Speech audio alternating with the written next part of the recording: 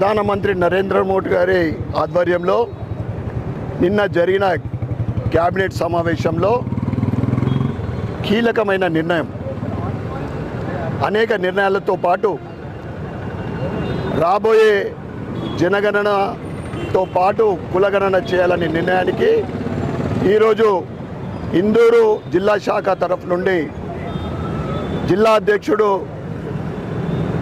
మా దినేష్ కులాచారి గారు మరియు ఇతర నాయకులు, నిర్మల్ బీజేపీ నాయకులు అంజిరెడ్డి గారు మరియు అనేక మంది నాయకులు కార్యకర్తల ఆధ్వర్యంలో నరేంద్ర మోడీ గారికి మరియు కిషన్ రెడ్డి గారికి మా ఎంపీ గారికి పాలాభిషేకం చేయడం జరిగింది.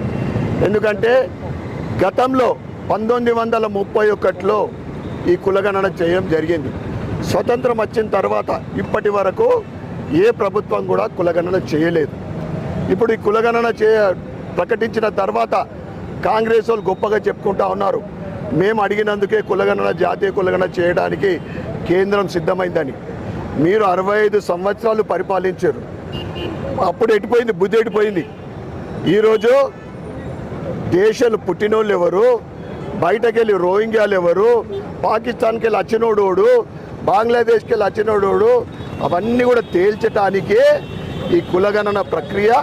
ఈ కులగణన ద్వారా బీసీలకు, ఎస్సీలకు, ఎస్టీలకు, అన్ని కులాల వారికి సమానమైన న్యాయం దక్కుతుంది. రాబోయే రోజులలో ఈ కులగణన తర్వాత దేశము ముందుకు ఇంకా అభివృద్ధి పదంలో ఇంకా ముందుకు సాగుతుంది. ఎందుకంటే ఈ కులాలను స్పష్టంగా తెలిసిపోతుంది ఏ కులానికి ఎంత ఉందనేది. ఈ మేనిఫెస్టోలోనే ఉంది. భారతీయ జనతా పార్టీ మీరు 65 సంవత్సరాలు పాలిస్తే అప్పుడు జ్ఞాపకం రాంది. ఇప్పుడు మీరు రాష్ట్రంలో చేసిన కులగణన, కేంద్ర మంత్రి వాళ్ళు కూడా చెప్పినారు, కొన్ని రాష్ట్రాలు కులగణన